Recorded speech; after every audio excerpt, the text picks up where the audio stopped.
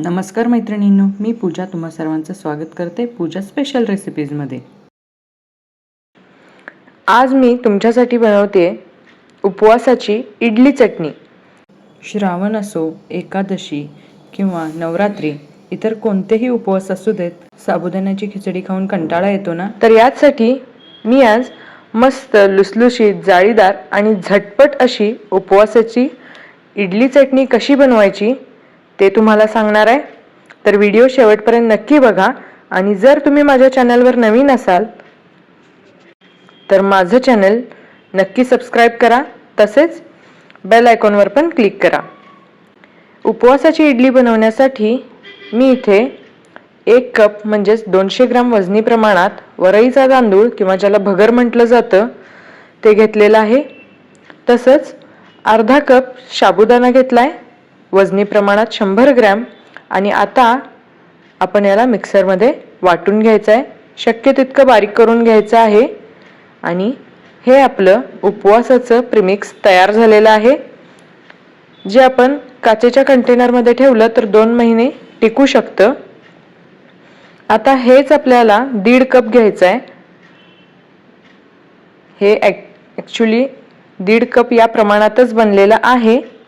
तर या 1.5 कप प्रीमिक्समध्ये आपल्याला अर्धा कप दही, तसंच अर्धा कप पाणी अगदी थोडं थोडं घालायचं आहे आणि हे सगळं मिश्रण एकजीव करून घ्यायचं आहे। यातच आपण चवीपुरतं मीठ घालणार आहोत आणि हे मिश्रण आपण व्यवस्थित एकजीव करून घ्यायचं आहे। जसं आपण पाणी घालू तसं हे आपला वरईचा तांदूळ आणि साबुदाणा दोन्हीही पाणी शोषून घेत आहेत, पण एकदम पाणी घालायचं नाहीये, अगदी थोडं थोडं करून आपण पाणी घालायचं आहे। आणि हे मिश्रण थोडंसं सैलसर करून घ्यायचं आहे, जास्त पातळ नाही करायचं। आता यावर आपण झाकण ठेवून हे 5 ते 10 मिनिटं बाजूला ठेवणार आहोत। आता आपण उपवासाची चटणी कशी बनवायची ते बघूया। यासाठी मी अर्धा कप शेंगदाणे भाजून घेतलेले आहेत, त्यातच पाव कप खोबऱ्याचे काप घातलेत, 1 हिरवी मिरची आणि अर्धा इंच आलं टाकले, त्याचबरोबर 2 चमचे दही आणि चवीनुसार मीठ घातलेलं आहे, थोडंसं पाणी टाकलेलं आहे मी। आणि आता आपण हे मिक्सरवर वाटून घ्यायचं आहे। आता आपण या चटणीला तडका द्यायचा आहे आणि त्यासाठी मी इथे तूप घेतलेलं आहे। तूप चांगलं गरम झालं की त्यात मी थोडेसे जिरे टाकलेत।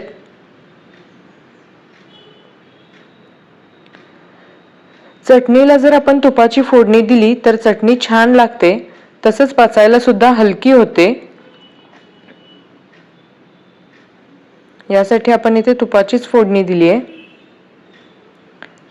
आता आपल्या इडलीच्या मिश्रणाला साधारण 10 मिनिटं झालेली आहेत, तर मी इडलीच्या भांड्यात पाणी घालून गरम करण्यासाठी ठेवले।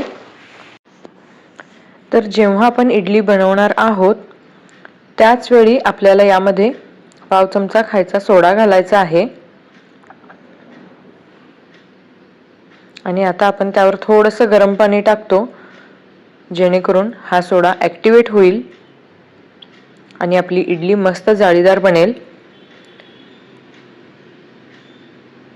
पण जर तुम्हाला यामध्ये सोडा घालायचा नसेल तर तुम्ही 1 चमचा तुपाचं मोहन घातलं तरी इडली खूप खुसखुशीत होते।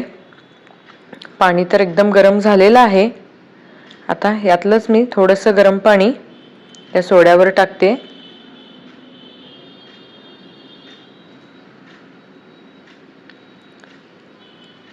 थोडंसं मीठ आधी घातलेलं होतं, कमी वाटलं म्हणून मी पुन्हा थोडं मीठ घालून घेतलंय। आता या इडली पात्राला मी थोडंसं तूप लावून ग्रीस करते।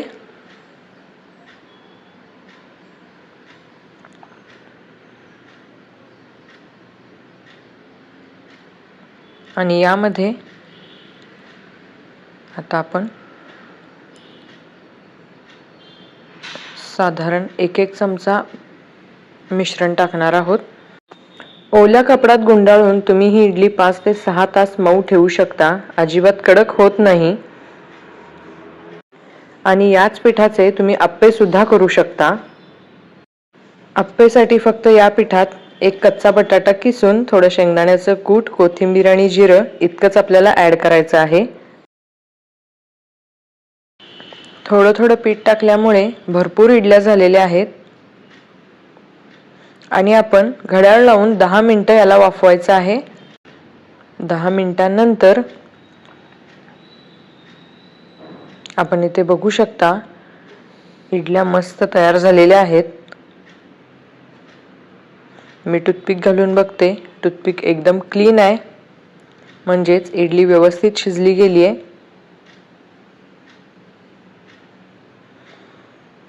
तर आता आपण याला 5 मिनिटं बाजूला काढून ठेवूयात. एवढ्या प्रमाणात माझ्या साधारण 16 इडल्या तयार झाल्यात आणि या 2 ते 3 लोकांसाठी आरामात पुरू शकतात. आणि याला थंड होण्याचीही अजिबात गरज नाही आहे. या इडल्या पटकन निघून येतात. शिवाय इडली पात्राला जराही चिकटत नाहीत. आणि ही आपली मस्त लुसलुशीत, जाळीदार आणि झटपट अशी उपवासाची इडली चटणी खाण्यासाठी आता तयार आहे. अशाच प्रकारच्या नवनवीन रेसिपीसाठी चॅनलला सबस्क्राईब करा. पुन्हा भेटू नवीन व्हिडिओमध्ये. तोपर्यंत बाय.